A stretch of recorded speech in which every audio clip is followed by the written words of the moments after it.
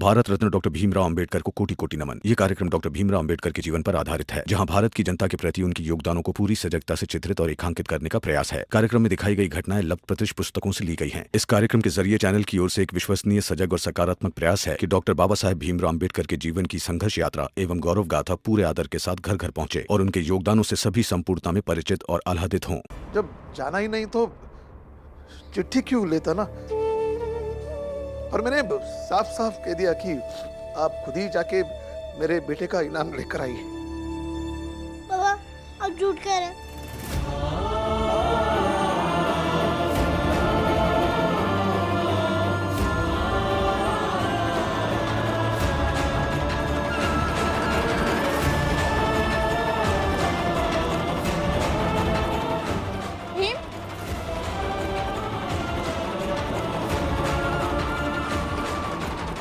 सच क्या है? मैंने कहा था ना राम जी कि चले जाओ, लेकिन तुम सुनते ही कहाँ? करते तो अपने मन की ही। अरे भैया, चलना है कि नहीं?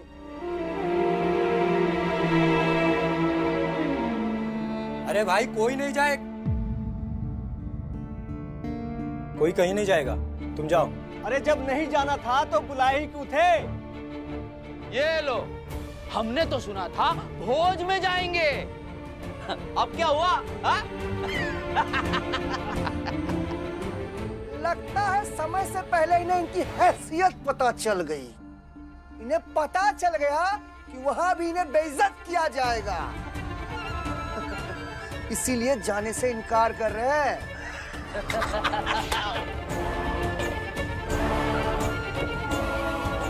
जात और जात से जुड़ी हैसियत बीच में आ गई।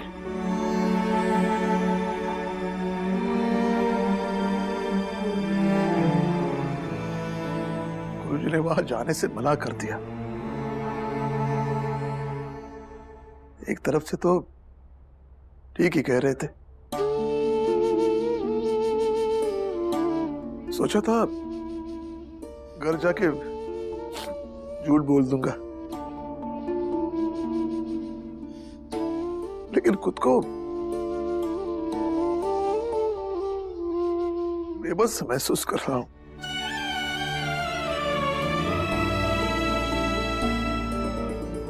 ढंग से झूठ भी ना बोल पाया।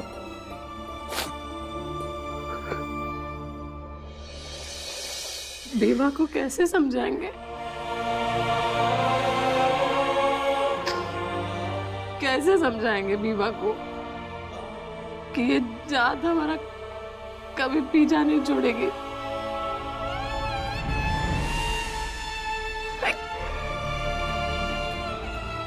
छोटी सी खुशी भी नहीं मना सकते।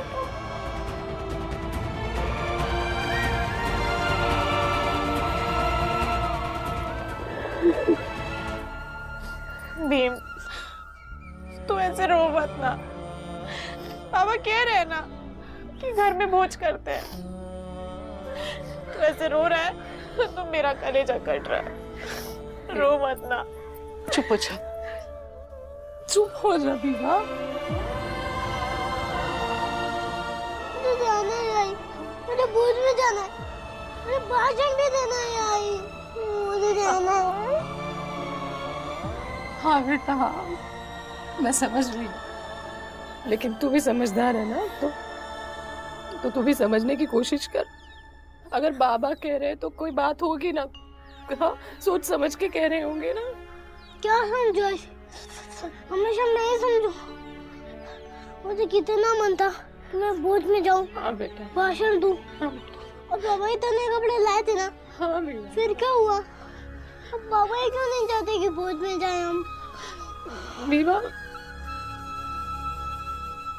भीम बेटा, तुम्हारे बाबा क्यों नहीं चाहेंगे? तुम्हारे बाबा तो ये चाहते हैं कि तुम सिर्फ भोज में नहीं, बल्कि पूरी दुनिया में जहां जहां हुनर और मेहनत का सम्मान होता है, उस हर जगह तुम जाओ। हर वो जगह भीम भीम भीम के नाम से गूंज उठे। लोग ये न कहते कि तुम रामजी सकपाल और भीमाबाई के बेटा हो, बल्कि लोग ये कहे कि रामजी सकपाल और भीमाबाई भीमराव के माँ बाप हैं।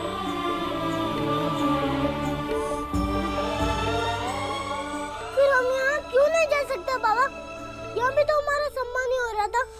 मैं प्रथम स्थान प्राप्त करने पर बुलाया था।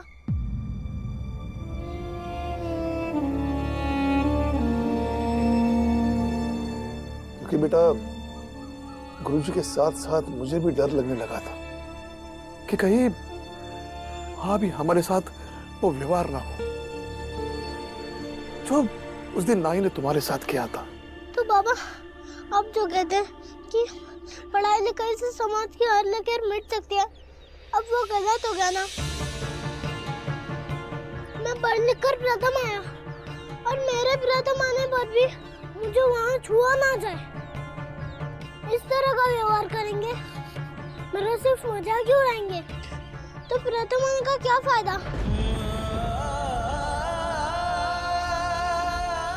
जो फेलों के घर में बैठा हुआ वो नहीं जा सकता ना, लेकिन मैं प्रथम आने के बाद भी क्यों नहीं जा सकता?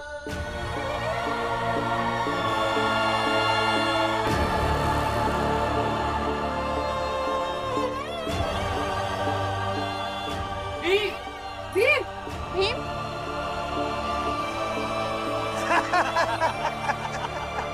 सही कहा।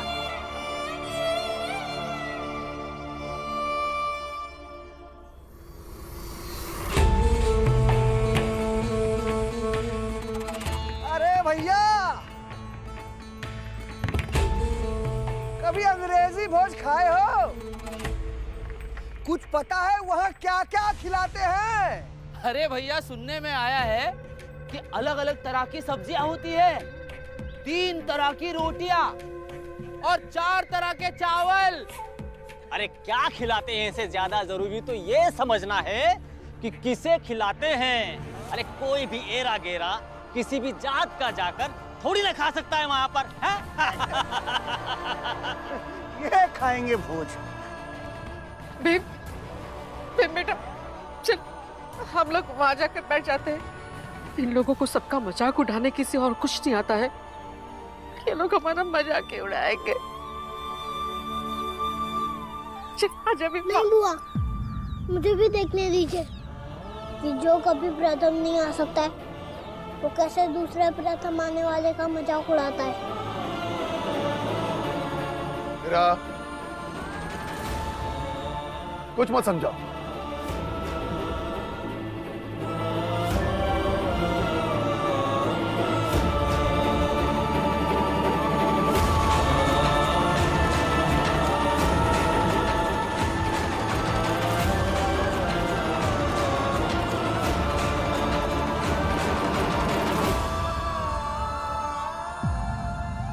हम हर बार भीम को समझा देंगे तो हर परिस्थिति की अपनी एक पीड़ा होती है, उससे वो अनभिज्ञ रहेगा। भीम को और मजबूत करने के लिए इस तरह की पीड़ा से, लोगों के उपवास से गुजरना पड़े तो गुजरने दो, क्योंकि भीम पढ़ लिख कर कितना बड़ा इंसान बन जाए, लेकिन इस तरह के लोग उसे हर राह पर मिलेंगे, हर मोड़ पर मिलेंगे। इसलिए इन लोगों के चरित्र को बचपन से झेलता रहेगा तो उनकी बातों से पार पाने में उसे सहायता मिलेगी, हिम्मत मिलेगी। फिलहाल उसे उसके हाल पर छोड़ दो। भीमा भाई, मुझे ऐसा लगता है कि फौज में न ले जाकर मैंने गलती कर दी। बताता क्यों नहीं है? कहाँ है कोट? बाबा वो कोट के जेब में गुड़ रख दिया होगा, तो क्या पता शायद कुत्ता लेके चला गया होगा। कोट कुत्ता ले गया होगा? तू अपने बाबा को बेवकूफ समझता है क्या? फिर क्या पता शायद भैंस लेके चली गई होगी, खा गई होगी, क्या पता। कभी कुत्ता लेके चला गया, कभी भैंस खा गई, कभी जमीन निकल गई, कभी उसमें आग लग गई। सच सच बता दे कौन है कोट? नलायक, कहीं तूने बेच तो नहीं खाया? कल से कह रहा हूँ कि मुझे नहीं पता है, फिर भी आप बोले ही जा रहे हैं, पूछे ही जा रहे हैं, तो क्या करूं मैं? इसलिए जो भी दिमाग में आ रहा है वही बता रहा हूँ मैं आपको। और वैसे भी वो कोट मुझे छोटा हो गया था। अरे रुक रुक रुक, कहाँ जा रहा है? कोट छोटा हो गया था तुझे? हराम के पैसे नहीं आते तेरे बाबा के पास। कोट छोटा हो गया था। रुक तुझे अभी बताता हूँ। सच सच बता, कहाँ है ध्रुव? कोट कहाँ है? बाबा, अब हर बार मुझे नहीं मार सकते। बेटा हूँ मैं आपका। हे भगवान, पूरा माँ पे गया तू। उसे भी बहस करने की आदत थी। मैं जरा सा कुछ कह दूं तो तुरंत मेरी बात को पकड़ के घंटों बहस करती रहती थी। नरक बना दी थी मेरी जिंदगी। और अब तू भी मुझसे बहस करने लगा। सुन, अगर मुझसे बहस कर रही है ना तो मेरे घर से बाहर निकल जा। निकल जा घर से बाहर। लायक। इसीलिए आपने मेरी माँ को मार डाला कि वो आपसे बहस करती थी और आपकी हर बेवजह बात को नहीं सुनती थी। और आज आप मुझे घर से निकाल रहे हैं। फालतू की बातें मत कर। बाप में लांछन लगा रहा है, नालायक कहीं का। मैं क्यों मारूंगा तेरी माँ को? क्योंकि वो बहस करती थी और आपको लगता था कि उसने आपकी जिंदगी नरक बना कर रख दिया, इसलिए। फालतू की बातें नहीं सुनता मैं। भला मैं क्यों मारूंगा? उसने खुद अपने आप को आग लगा ली थी। या फिर आपने लगाई थी? क्योंकि जिस दिन माँ ने आग लगाई थी उस दिन आप घर पर ही थे। मेरी माँ पूरी तरह से जलकर राख हो गई थी। आपने क्यों नहीं बचाया?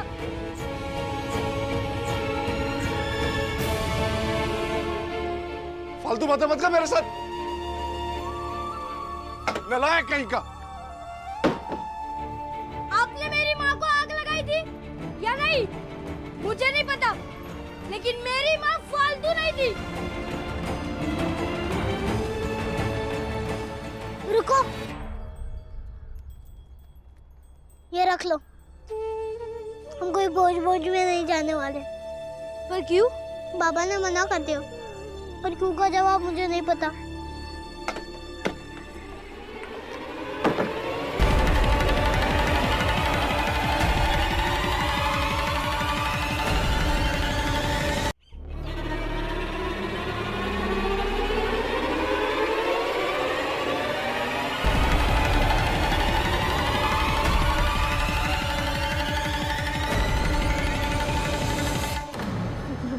बाबा आप तो तूने उससे अपना कोट दिया था और मुझसे बातें कर रहा था। कुत्ता ले गया, भैंस खा गई। तेरे दिमाग में मेरी बातें नहीं घुसती हैं ध्रुव, लेकिन आज तेरा दिमाग दुरुस्त कर दूंगा। रख इसे वहां पर रख।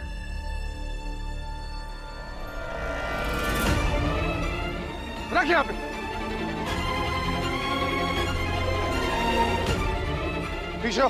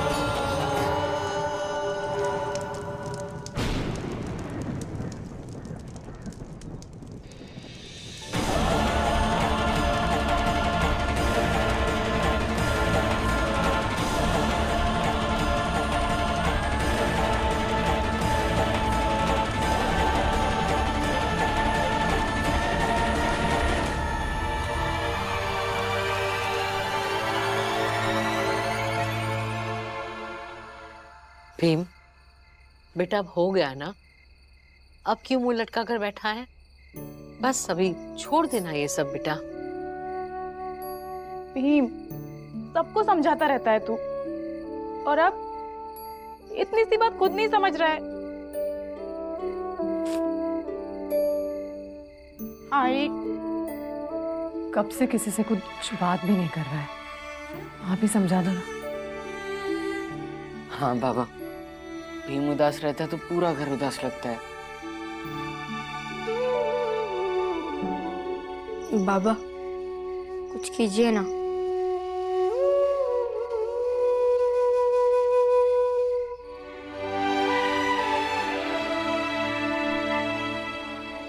तो सुनो, आज भोज करते हैं, आंगन में भोज मनाते हैं, सब मिलकर खुशियां मनाएंगे। हाँ हाँ बिल्कुल, हम ना अंग्रेज लोगों की तरह भोज करते हैं। आओ, आ जाओ भीमा, तुम्हारी पसंद का बढ़िया बढ़िया खाना बनाती हूँ, और खाना होने के बाद तुम अपना भाषण भी सुना देना, है ना? हाँ हाँ। मुझे कोई भोज नहीं करना है, आप खुद ही कर लीजिए, और मुझे कोई भाषण भी नहीं सुनाना है।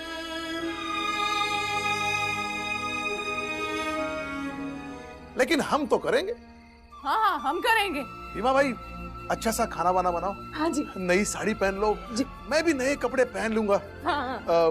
मंजुला, तुलसा, अच्छे से झाड़ बुहार कर बैठने की व्यवस्था करो, चारपाई ठीक लगा दो। तब तक मैं पुरंजन भाई को लेके आता हूँ। हाँ जी, जल्दी जाइए।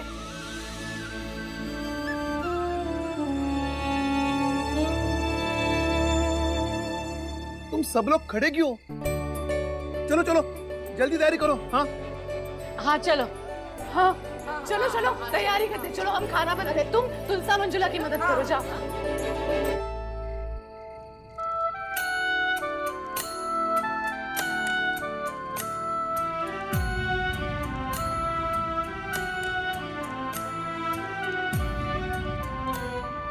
तो आज की ये शाम सर्वोच्च स्थान प्राप्त करने वाले छात्र के नाम। बाकी किसने किसने सर्वोच्च स्थान प्राप्त किए हैं, हमें किसी से कोई मतलब नहीं है। हमें तो सिर्फ भीमराव से मतलब है। अब आप लोगों के सामने भीमराव आएंगे और दो शब्द कहेंगे कि उन्होंने सर्वोच्च स्थान कैसे प्राप्त किया है।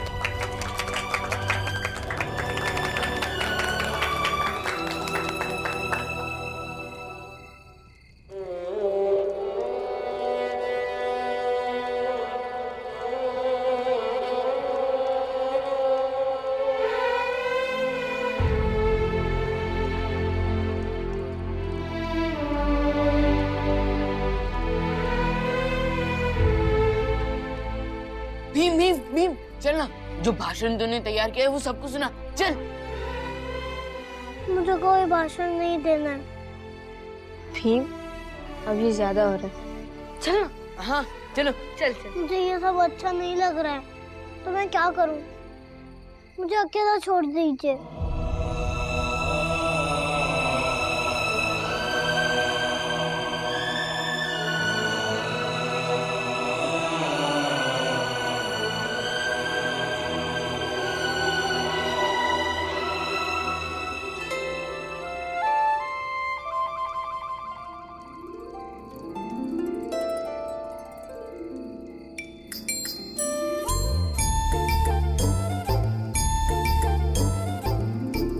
भाषण नहीं देना तो क्या हुआ?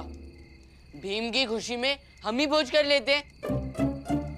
हाँ हाँ हाँ करते हैं ना।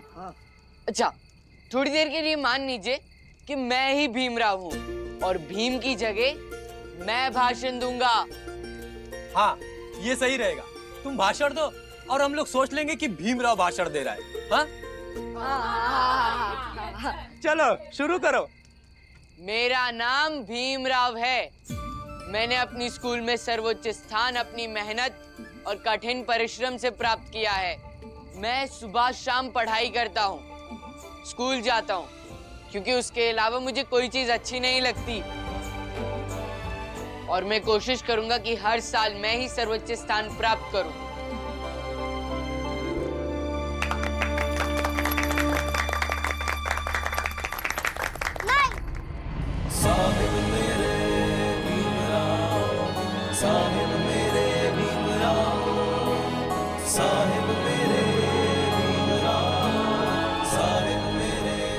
मुझे पढ़ाने में मुझसे ज्यादा मेहनत मेरे आई और बाबा ने की है।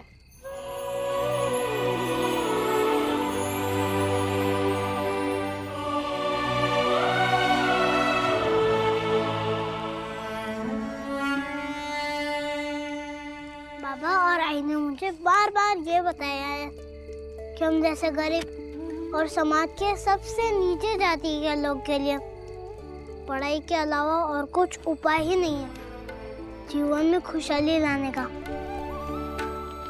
इसलिए मैं पढ़ता हूँ ताकि मैं खुद की, अपने परिवार की, अपने समाज की मदद कर सकूं, उन्हें इस समाज में सही स्थान दिलवा सकूं। और अंत में धन्यवाद बाबा, धन्यवाद आई, धन्यवाद बहने, धन्यवाद भाई और बुआ, जो आप मुझसे इतनी आशा लगाए हो।